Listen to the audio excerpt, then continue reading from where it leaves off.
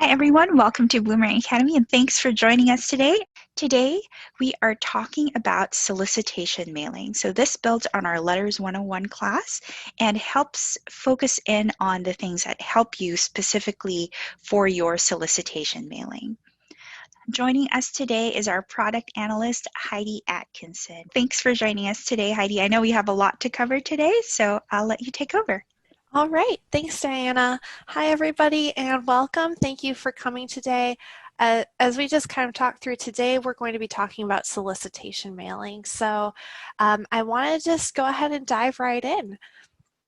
I want to first give you a kind of overview of the plan for today, what we're going to be covering. So, you don't have to guess if we're going to cover anything important to you. Feel free to chat in while we go if there's any of these sections that are particularly of interest to you. I'll see if we can make sure to touch on anything if everybody's really interested. And while I talk through this slide too, I think we had a little survey, Diana, already for everybody. If you want to you should be seeing a little poll pop up now, and just share, like, are you a beginner? Have you not used Bloomerang's tool much before or at all? Do you think you're kind of in the middle, like you've used Bloomerang's tool and you're looking for advanced tips? Or some of you might be really confident with using Bloomerang to make letters and you're just here to kind of like freshen up and see if there's anything new out there. So just kind of share your relative experience level in that poll. It's helpful for us to know kind of what level of depth to get into during the day. So as you're all filling that out, I'll go through that agenda I promised. So we're going to start today with just overall kind of preparing your solicitation letter. I'm not going to drill too deeply into what to say, what those magic words and page breaks and call to actions are, but I do have some resources from experts in that we'll be sharing out in the slides. We're mostly going to be focusing on kind of like the structure of getting that letter all set up. Then we're going to move over straight into like the Bloomerang letter building tool, where I'm going to show you kind of where to bring that into Bloomerang in terms of like your page setup, your margins, inserting images, using those automatic merge fields so you don't have to like play around with word merge, and kind of doing our nice Hern Audit, just that little test of like, am I saying we a lot? Am I saying you a lot? We'll be looking at how to do all of that in the Bloomerang letter tool.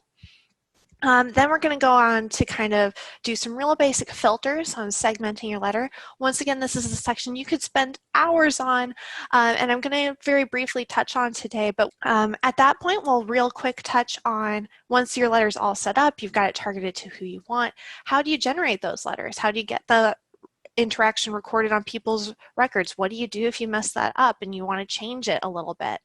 And then at the end, we'll come back to the slideshow here, leaving Bloomerang a little bit.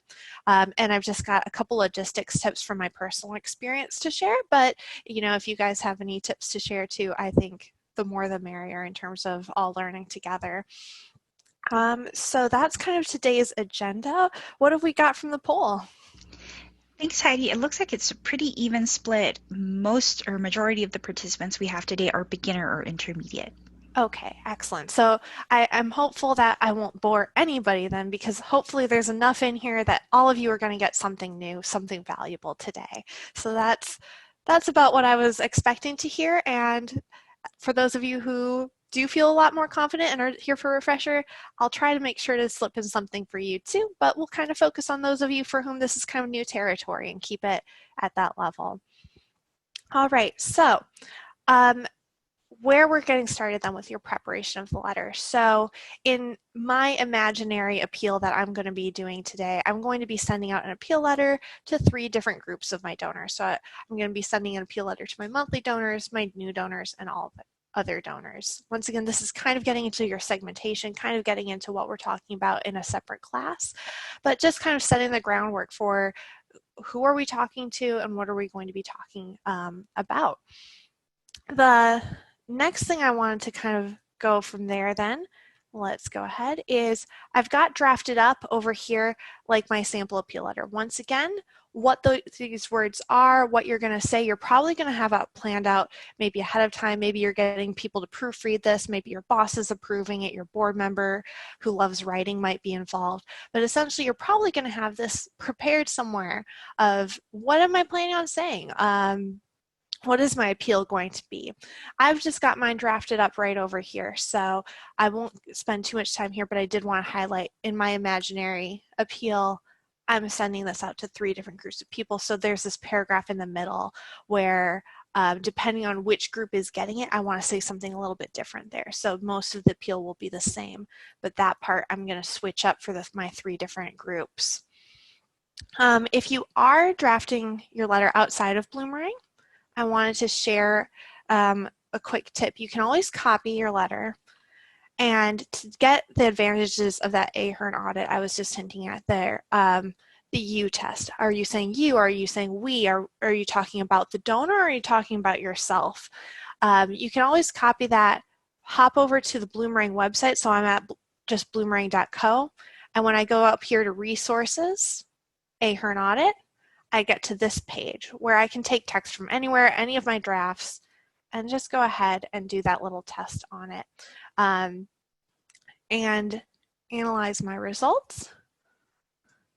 And we're getting kind of like a nice little, like, how much time do they estimate it would take to read it? How long is your text? Are you using you or we more? I'm using you and we about the same amount. What's your reading level? You don't want to be writing like somebody who's got a master's degree in social science, even if you are, because you want it to be very quickly scannable, readable, really get into it and absorb it. So this little test on our website can be a place where you can kind of go play around with how is that carefully crafted message playing out just from a kind of a mathematical standpoint of how much is in there. And it's really nice and easy to use while you're working on the draft. Like I said, though, we're not going to be getting too much into what is that message going to be. I just wanted to highlight this little resource we've got for you here. I wanted to really get into Bloomerang next. So I've got here my demo database. And I'm already over here in letters, but let's just say I was on my homepage, you're in Bloomerang. This section right here with the little envelope is our letter sending tool. This is, I wanted to point out, intended for those letters that you're printing and mailing. We also have an email tool built in. So if you're doing your appeal via email, if you're doing maybe both letters and emails, I just want to highlight that difference. Where I'm focusing today is that kind of hard copy, the mailable letter. So I'm going to come over here to my letters area in Bloomerang. It's my demo database. I have a bunch of saved letters in here. I have a bunch of recent tests I've been running. I'm going to be kind of doing something like this. This is from back when I did the class in the spring, of just kind of giving my letters similar names to each other so that they're easily grouped, easy to find, and then I can kind of distinguish which letter is which when I want to come back and work on them. But to show you how I'm going to build that out, we're going to go ahead and just create a new letter from scratch. Especially if you're kind of inheriting a database that has some things in it, you might see a lot in here. It's good to explore to see what was done. And you can copy a pre-existing letter if you'd like by kind of coming here, clicking this blue arrow and copying that letter. So if you really like that appeal letter you did last year and you're just kind of working with that again, you don't have to go through this whole build it from scratch process I'm about to show you. You can just kind of build off of that. But assuming you're kind of really new to it, you maybe haven't had anybody using Bloomerang to run appeal letters yet before, or nothing that you've built before is really the right fit, that you might as well start from scratch, we're going to proceed with building a new letter. So pretty self-evident, we're going to click new up here. At this point, Bloomerang is going to ask you what kind of letter you want to build. So I want to pause here a moment and just kind of highlight, each one has little tips for what kinds of things it might be for. A constituent letter, you're sending one per person. This is going to be perfect for our appeal letter. I want to send one to the family. Transaction letters are great when you want to send one each time a transaction happens. They're great for thank you letters. They're great for receipts. They're great for pledge reminders. Basically, a person might get multiple of them throughout the year, or they might get none if they're not sending you any gifts. And then interaction letters are kind of our secret little letter over here. They're really focused around volunteer activity, event activity. But we typically see that transactions are very common and constituents are very common in terms of what kinds of letters people mostly use in Bloomerang. Like I said, today we're doing an appeal letter. Today we're going to use a constituent basis for how we're building letters. I want to send one for each family. We're going to go ahead and name our letter at this point. Like you saw, I named my spring appeal something something spring appeal. I'm going to name this one September fall appeal. And I'm just going to start with my new donor version of the letter, but we'll come back and kind of copy this to make those other two versions as needed. The purpose field you see being green here, it's a required field in Bloomerang. This is so that when we finish the letter and run the letter, when it creates the interaction on everybody's timeline, it knows what purpose to fill in on that interaction. As an appeal, we're going to use the solicitation purpose. We're asking for money. This great field here, create one letter per, is defaulting to household, which is normal for letters. Oftentimes when I'm sending an appeal, I don't want to send the same letter to everybody in the family, so you can just leave it on the default household. There are some times where you might want to send multiple letters to the same household if there's multiple people in that household who qualify for it, but those are pretty few and far between, so we're just going to stick with that default here. So that means that even if you have like 3 people in your database who are all in the same family, as a family, they'll get this one letter. And then I'm going to touch here on these 2 fields as well, but I'm going to leave them set to the default unchecked. Allow blank merge fields basically means when we're going to put a merge field into our letter, like what is the ask amount, or what was the fund that this gift was to.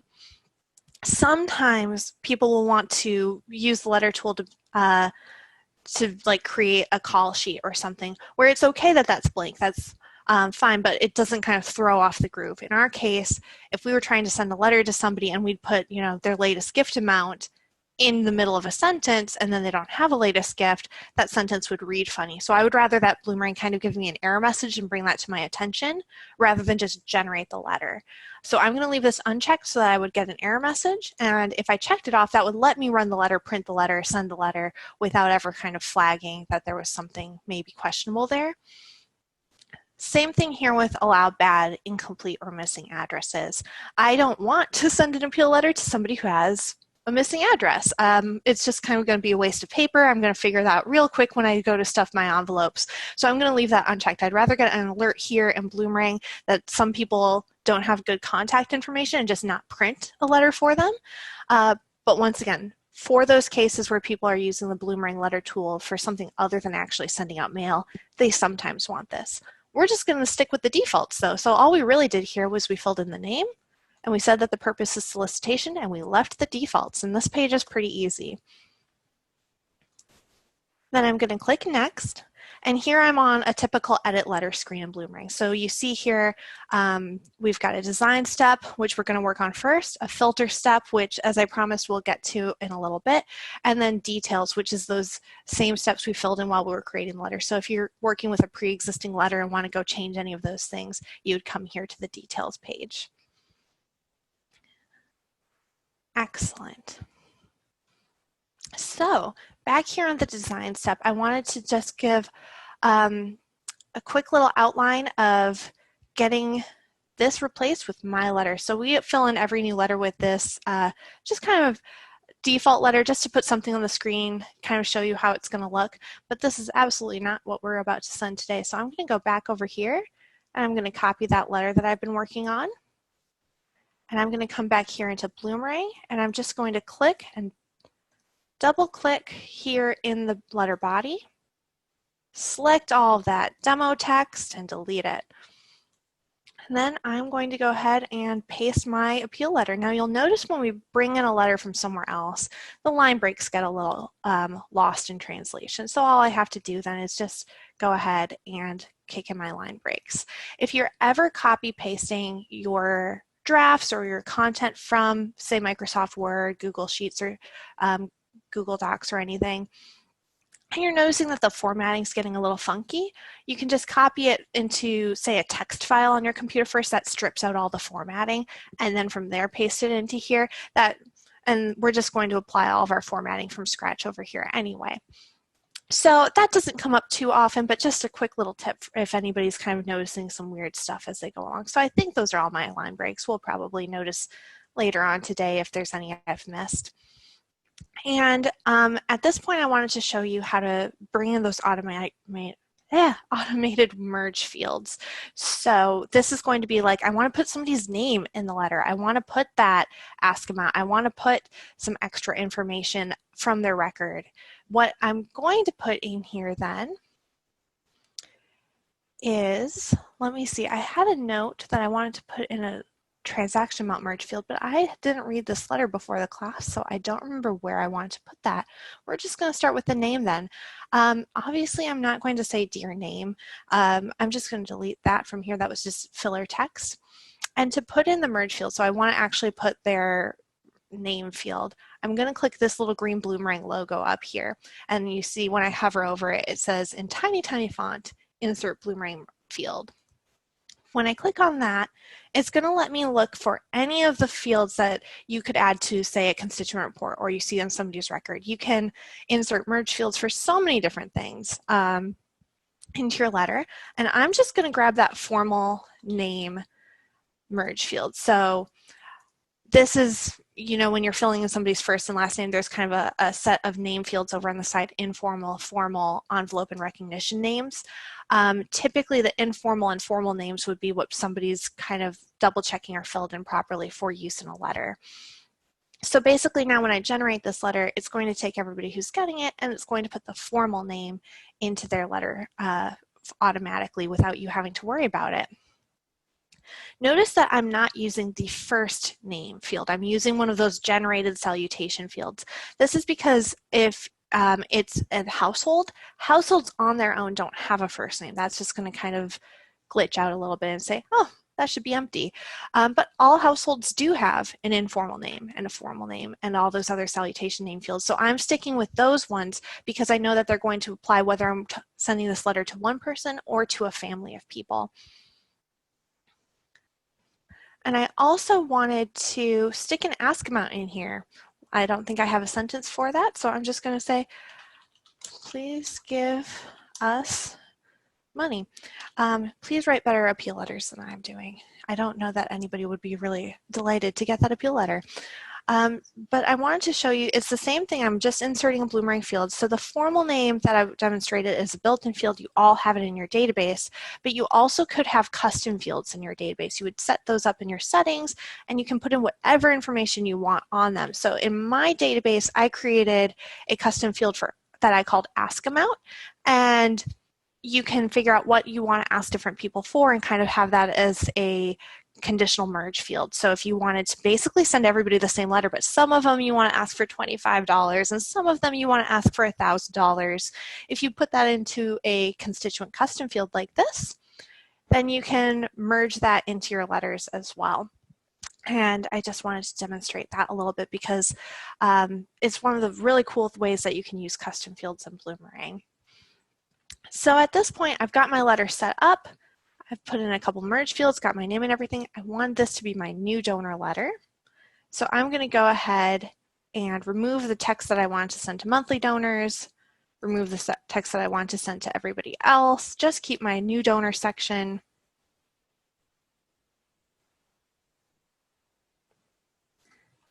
And there we go. So you see how down here I've got donating $25. That's probably where I should put my ask amount merge field. If I'd planned this out just a little bit more, I probably would have done it that way. Let me pause here then and take a sip of water.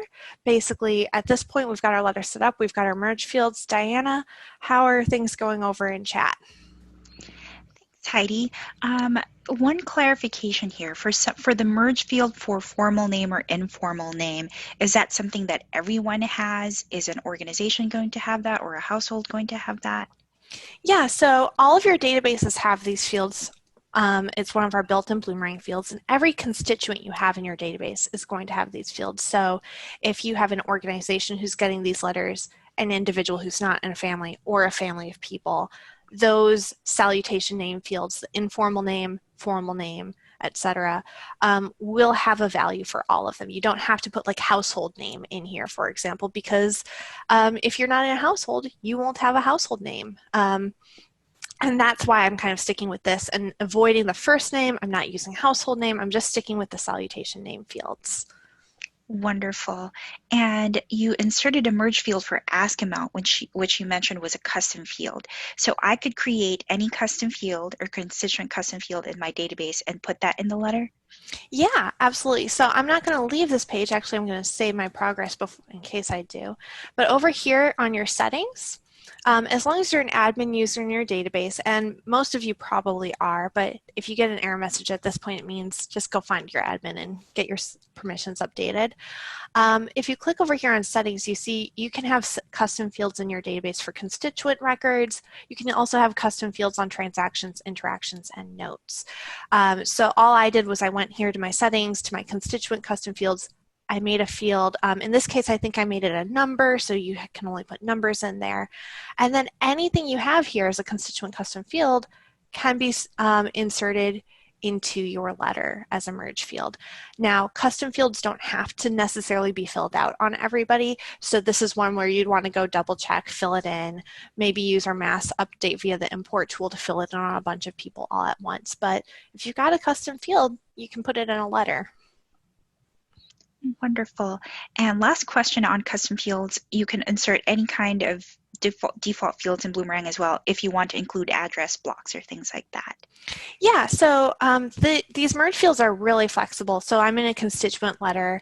I think when I was scrolling down here, maybe I saw it down here, like all of the address fields, you know, if you're not going to be printing your envelopes, but maybe you've got that little window to show the address through.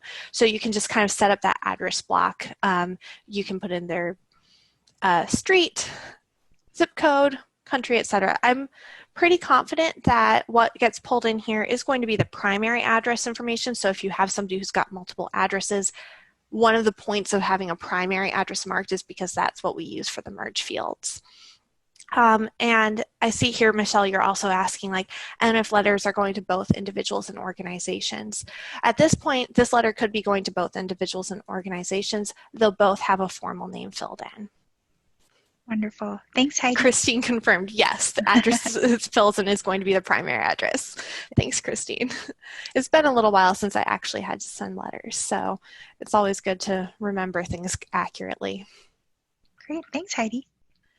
Great. So my structure's all kind of here, but at this point, it's maybe not the most great looking letter. So I wanted to touch on a little bit of what you probably could have seen also in the Letters 101 class about the formatting options you have here in letters.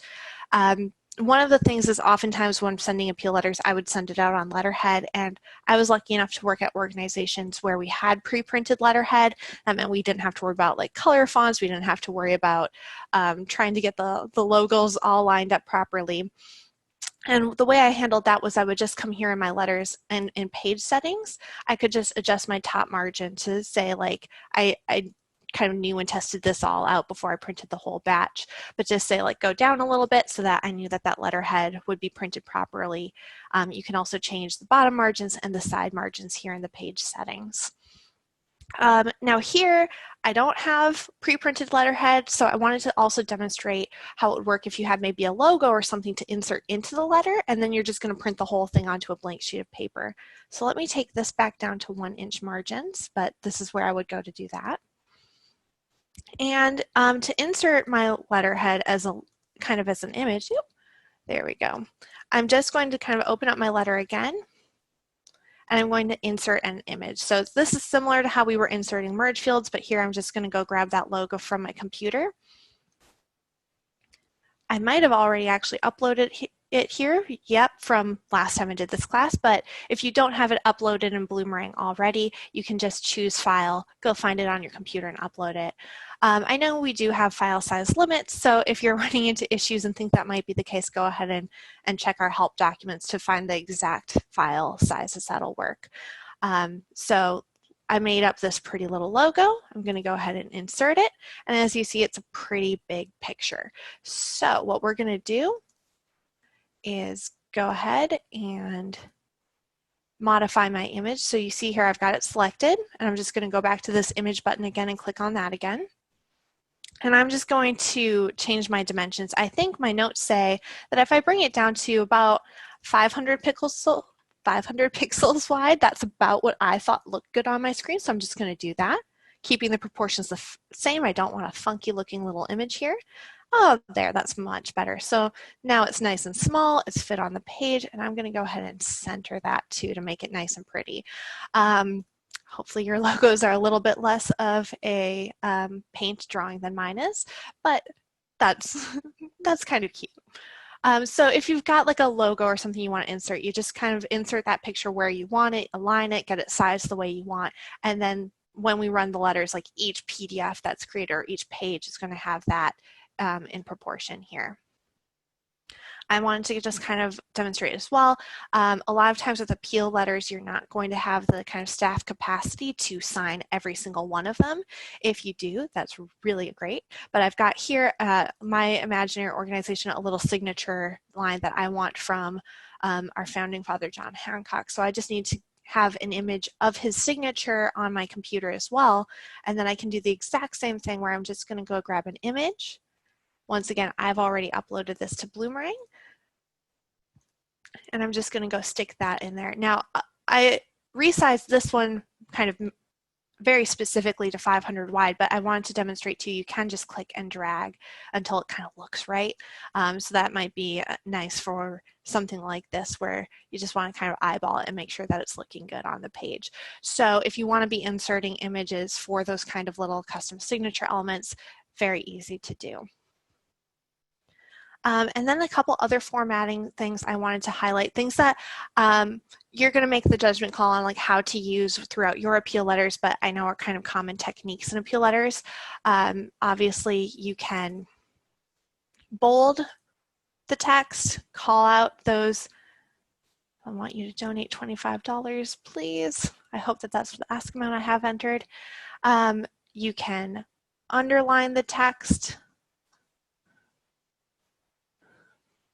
and you can italicize the text. Really classic. I mean, you all knew that you could do this, but basically this is kind of what I was saying earlier. If you can work out the whole design and plan somewhere else, when you bring it over here into Bloomerang, you're kind of going to strip all of your formatting, and then you're just real easily going to come back in here and, you know, draw those emphasis, draw that attention, keep the reader engaged throughout the entire letter.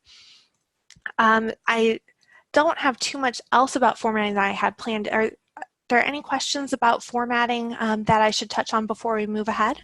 We have a question about inserting a video in the letter. Oh, that's a really clever question. So like I said, in Bloomerang, we've got both letters and emails. So this is a hard copy letter. You're going to print it on paper and you're going to send it in the mail. You could definitely like type in the link to send them to something. If you've got one of those little QR codes, you could put that image in here. But if you're thinking of like sending an email appeal and you want to do things with that. I know we have a whole class on like formatting and designing emails. There's a lot you can do to make your emails really pop and really beautiful. And absolutely, yes, if you've got a video you want to insert into the email, you'll be able to put that in there. And then when they click on that, that'll kind of open up the email and they'll be able to play it. So not here in the hard copy letter, but yes, our email tool can do that, no problem.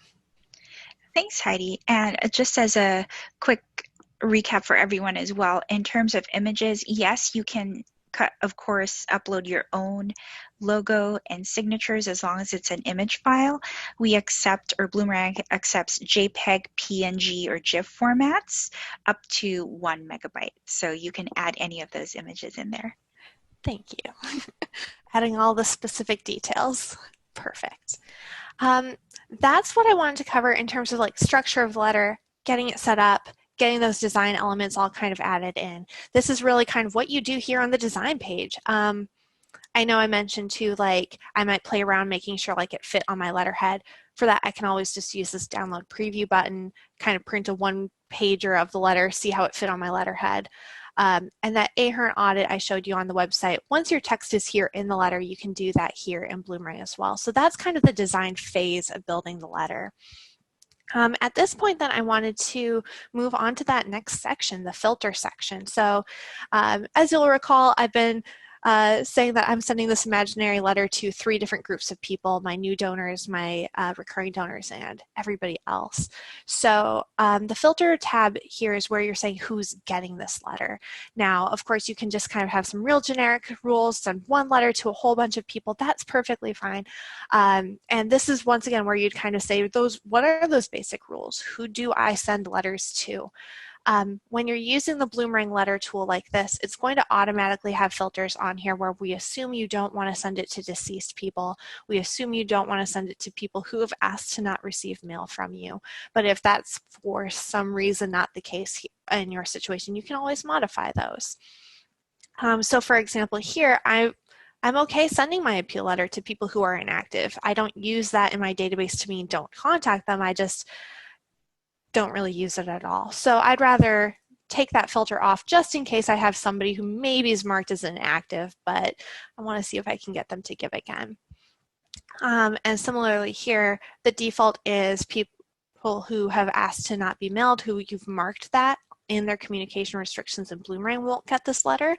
But I know this is an appeal letter as well, so I'm going to click on that and modify it to also say, and if they've asked to not be solicited, like maybe they're okay getting my monthly newsletter that I send out by mail, but they don't want me to ask them for money, I don't want them to get this letter. I want to respect that. So I'm just going to go in and modify both of those pre-existing filters a little bit. Now at this point too, like we saw with the details, I'm already going to be automatically asking Bloomerang to kind of warn me and not create letters for people like Talia here who doesn't have an address at all. But if you had that filter, you know, turned off, if you change the setting, you could kind of do the same thing here with exclude filters. If you're using a letter tool, I wouldn't mess with that too much though, unless you really need to for some unique reason. So I said that this one was going to my new donors. As long as I know what my new donors is, I can just define it in here. So I've got 263 people who are getting my letter, but only some of them should be getting this version of the letter. I'll just add a filter here and say like, and they're a new donor. In my mind, that means that their first gift was in the last year. So I'm just going to say that they have a transaction, which is not just any transaction, but their first transaction. And the date of that transaction, let's just say is since last September 1st.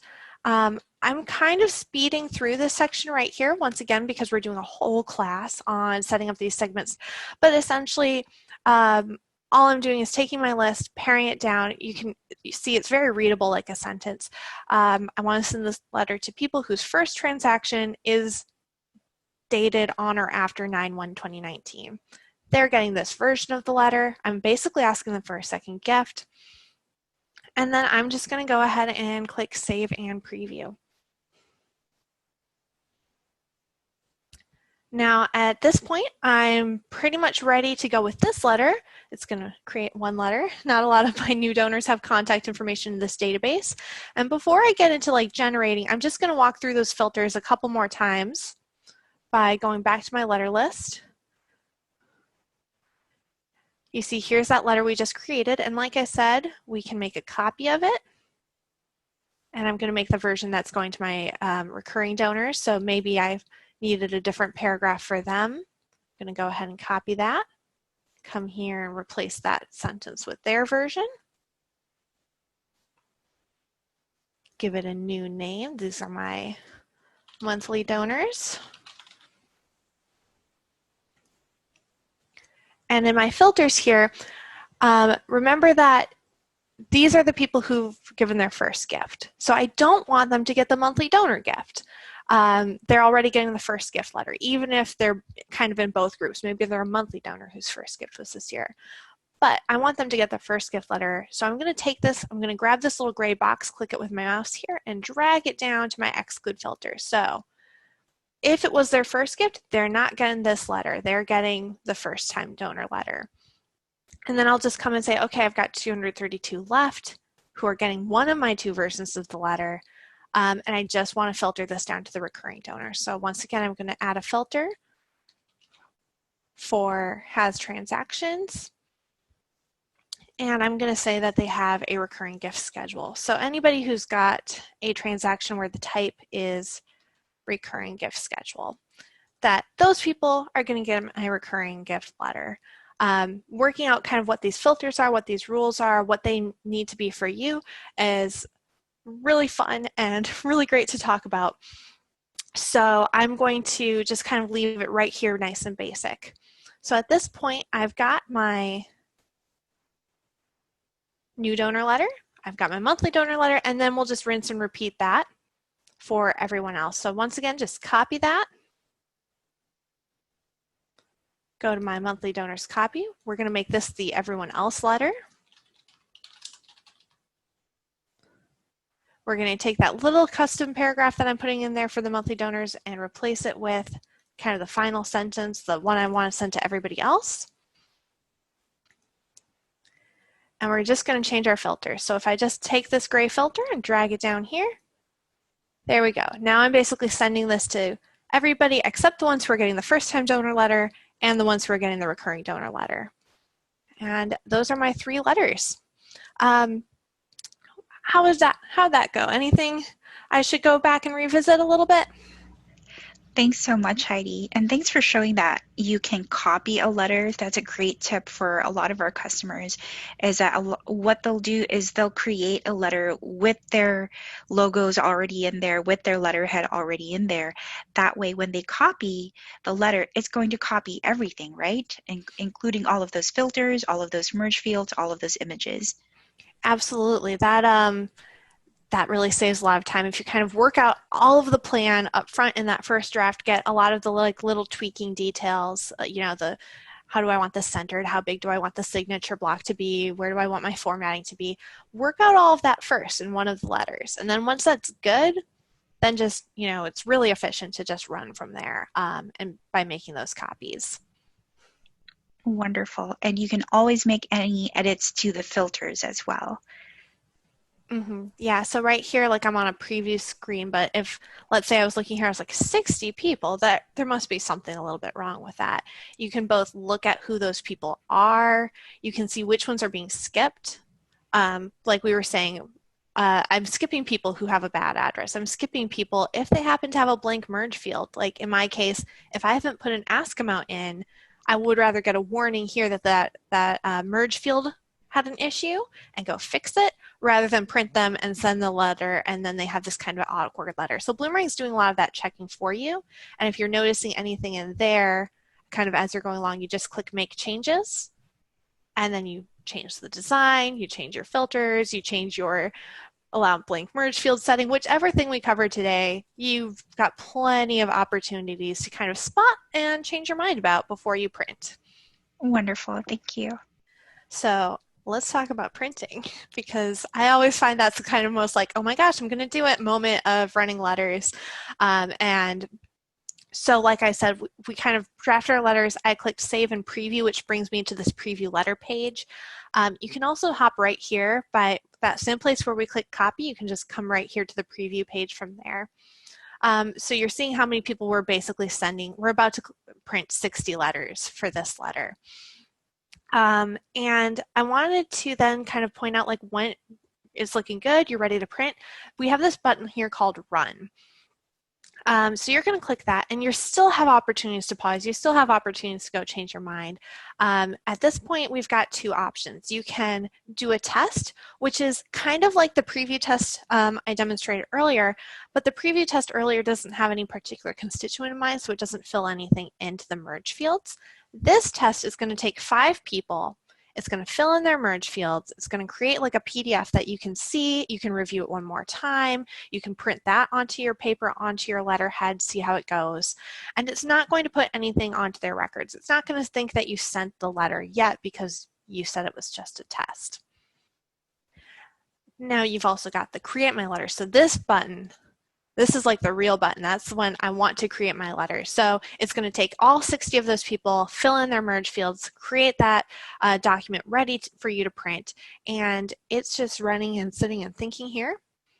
And then from here, you can download that document and print it. If you using like printed envelopes for your mailing, you can download all those addresses. You can do a merge, like a mail merge with whatever software you're using to create those letters. But kind of like we said too, if you're using the address in the body of the letter, you probably don't even need that. So at this point, you can download your letter, print it, save it somewhere on your computer. You're basically ready.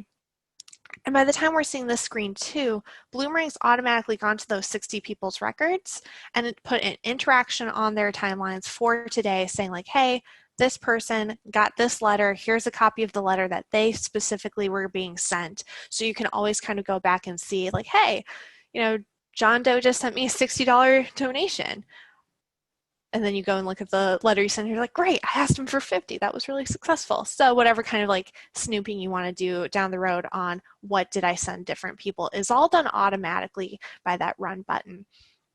The one thing I want to point out here is when you download this list of letters and download this list of addresses, they're going to be sorted in zip code order. So if you're kind of flipping through and it's feeling a little chaotic because you're looking at everybody's name, they're in zip code order.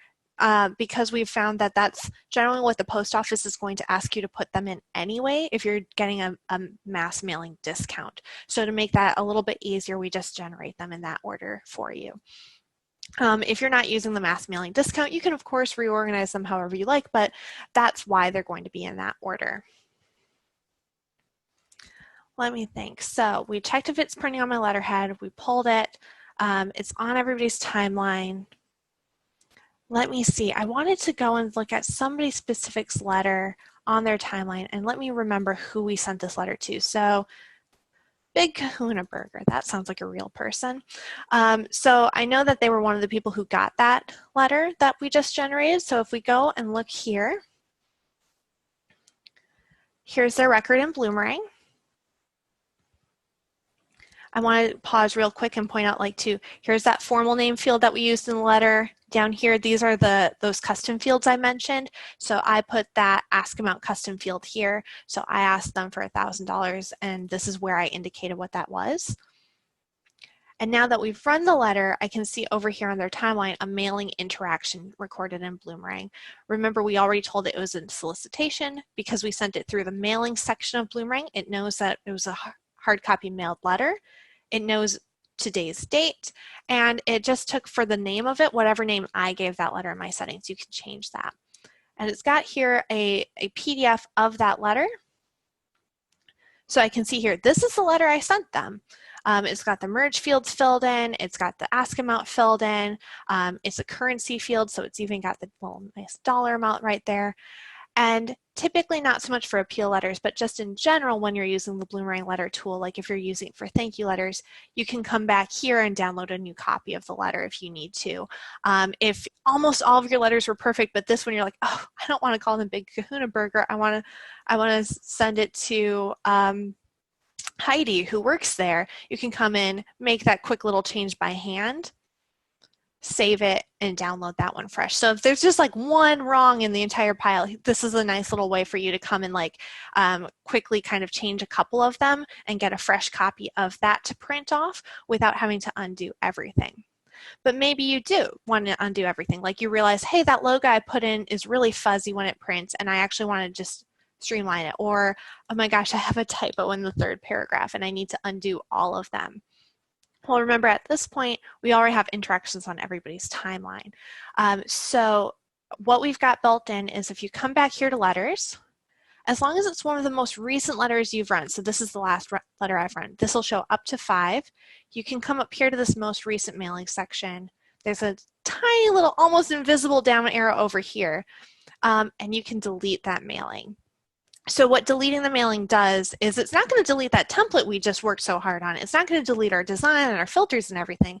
It's just going to kind of undo that interaction that we created. So this is great for like, hey, I ran the mailing and like I lost the, like you can see here, you can come back and download all the letters. You can come back here and download the addresses. You don't need to leave that screen up forever. You can come back here. But it's really great for that. Like, oh my gosh, I was so ready to click print. And then one little thing came up. Real easy. Just undo it, remove everything, go back, fix your letter, and do it again. So I think that was one of the tips that I really wanted to share too, because if you're kind of really stressed and going around and trying to delete 2,000 letters, you're probably feeling really flustered, and this is a way to just efficiently get that all cleaned out, start from scratch, that not a lot of people know about. Many of the people who are using our letter functionality haven't discovered that, so I wanted to plant it here for you guys. So that was what I had on how to take that letter that you've worked so hard on and get it ready for printing, how to see that interaction, how to edit either one letter, like we saw, I could go to somebody's record, edit one letter and reprint it, or just kind of undo it all, go back, fix something, and run all the letters again without ending up with like 5 interactions on everybody's profiles. Any questions about running letters before I start wrapping up here? Thanks for Heidi. Not a question, but also a clarification. When you use that delete, when you delete the mailing, it also deletes any interactions that were already created. So if you ran your letter, it already had those interactions, and you want to delete the mailing and rerun the letter, you're not suddenly going to have 2 interactions on their timeline, correct? Right, that's exactly why you would use this delete functionality. You can come back here without doing the delete. You can come back, open up the letter, run it as many times as you like, but each time you run it, it's going to create a new interaction.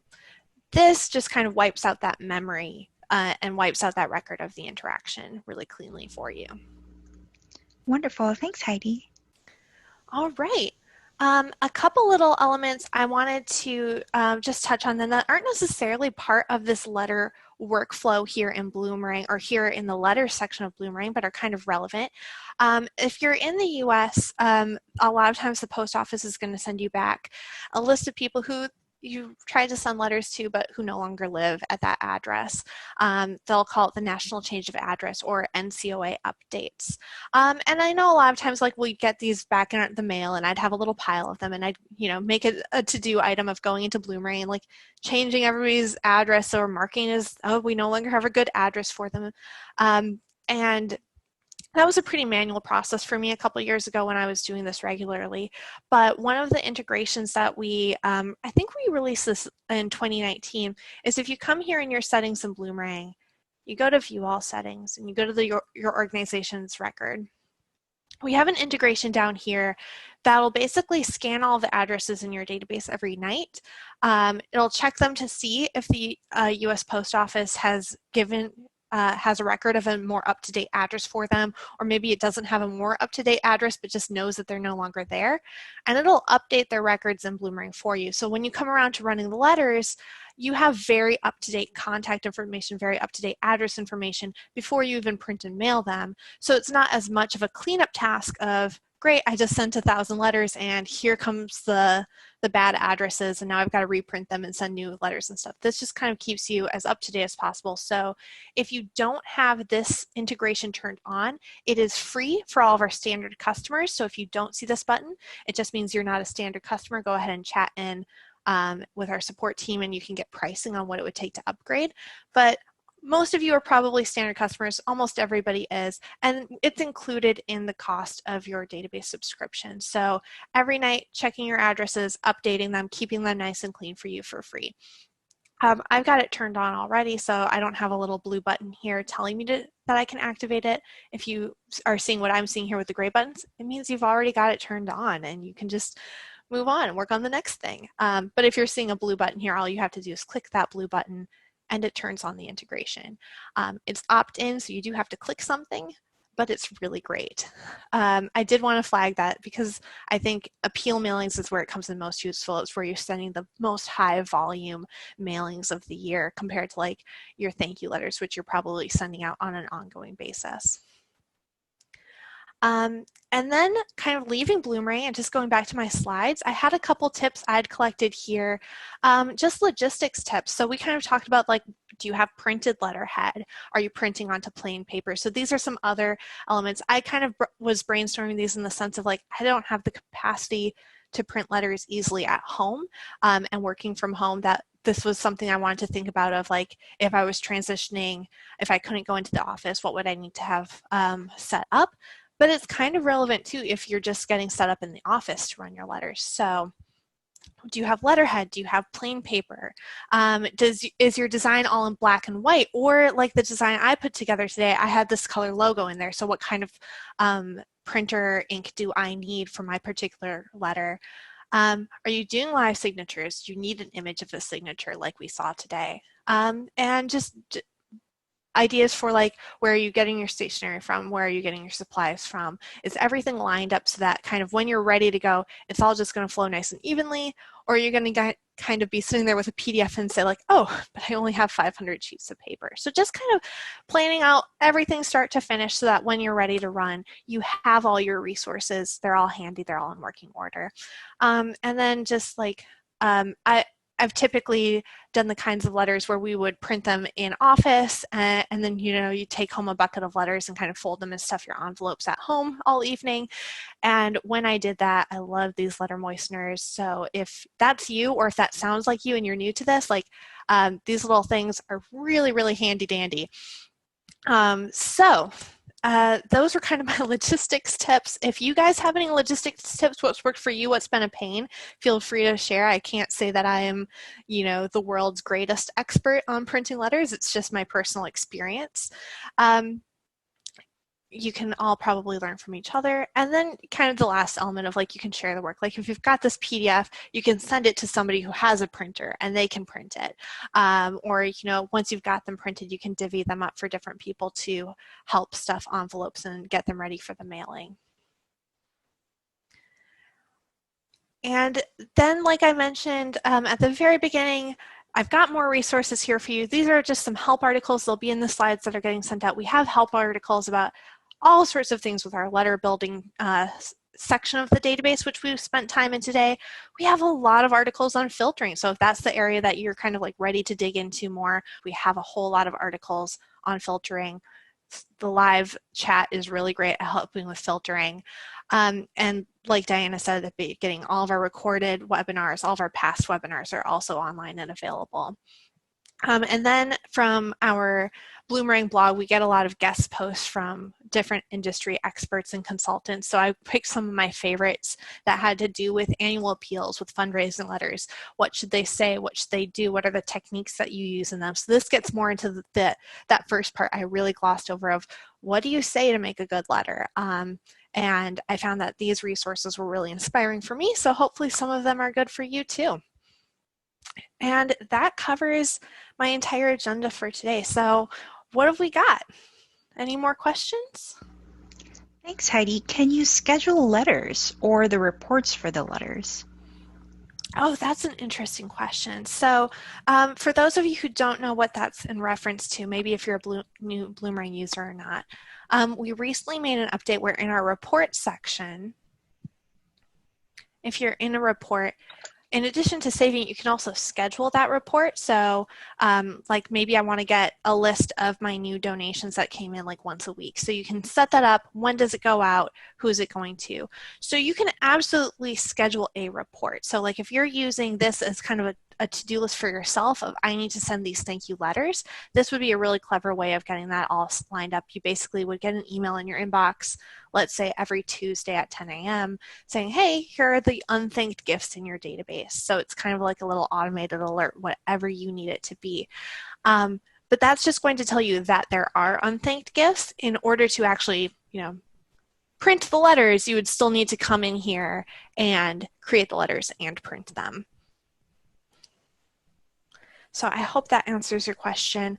The one other element I want to mention too is like you saw when I ran this letter, it made the date of the interaction the day I ran the letter. So it's not going to, I can't schedule that to say like, hey, please generate these PDFs and create the interactions and send me that PDF next Tuesday at 10 a.m. But I can use a scheduled report to tell me that there's something, but I won't be able to kind of run that letter if I'm not sitting here in Bloomerang actually clicking on it. Thanks, Nancy. Great question.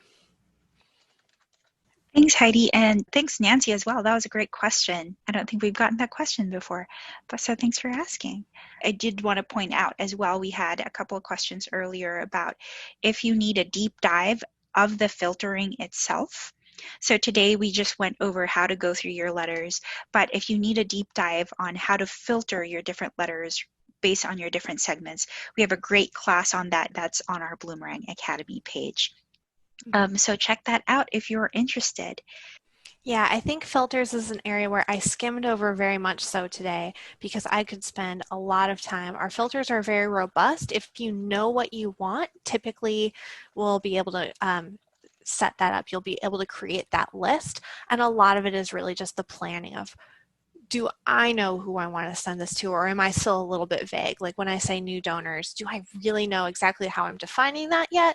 Or am I still kind of working through my thought process? So Absolutely. All of our previous classes are there. So if you are missing any classes that you would like to review, if you just scroll down a little bit on the page, you'll get those previous classes and you'll be able to watch those classes as well. We have several other classes there. Some of you have asked about what if I'm creating a thank you letter or an acknowledgement letter. We have those classes and you can watch those classes there. yeah, I know. I think it's Dorothy who teaches that one, and it covers a lot of the same things we looked at today. But you know, there's some differences, and there's some things that you spend a little bit more time on when you're talking about thank you letters that I really just kind of ignored today because I was talking about something different. I know too, like are you sending an appeal email? That class so different. It covers so many things that you didn't learn today. So, yeah. Absolutely. Some of the principles, of course, are going to be the same, but we know that you all use the letters and the emails for different purposes, and there's so many things you can do with it, and you can customize it. The beauty of all of this is that you can customize it for whatever purpose that you need. So thank you very much, everyone. Any last thoughts, Heidi? I think we're all good. If you've got any further questions, you can chat them in. I think I mentioned too, like up here in Bloomerang, the help and videos, you know, you've got email support, you've got live chat support, any specific thing that you forget or need a reminder on, or you need help troubleshooting your specific circumstances, you can get live help. So you don't have to wait for us for the next webinar if you're ready to dig into it right now. Absolutely. Chat and email support is free. You're going to get a real live person. So don't forget that those options exist, and don't be afraid to ask for help. A lot of people, or everyone, needs help from time to time. Thank you so much, Heidi. Thank you, everyone, for joining us today. If you have additional questions, please feel free to reach out to our support team. They can help you set up any of the things that we showed today. So they can help you with your merge fields, with your filtering, all of those things. And we hope that we see you in another Academy class soon, and have a great rest of your day. Bye. Bye.